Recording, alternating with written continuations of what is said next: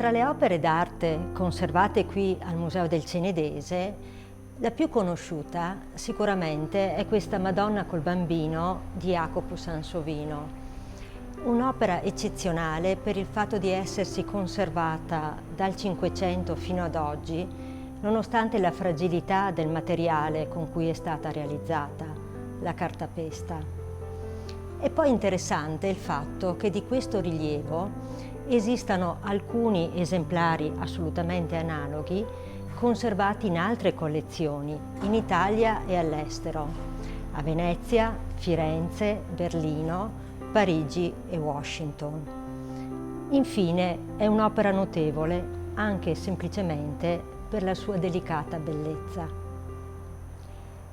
La Madonna in cartapesta di Jacopo Sansovino è stata oggetto di un primo importante intervento di restauro conclusosi nel 1989 ad opera dell'Istituto Centrale per il Restauro di Roma.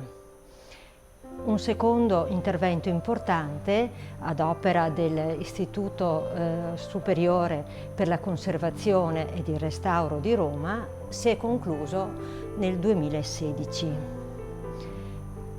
Quest'opera è stata anche esposta in alcune prestigiose mostre temporanee.